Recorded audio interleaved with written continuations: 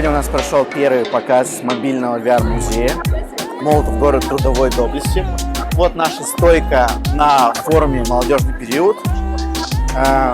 Пошло уже порядка 200 человек. Я на самом деле в шоке от количества людей, от заинтересованности. Будем работать дальше. Следите за нашими новостями.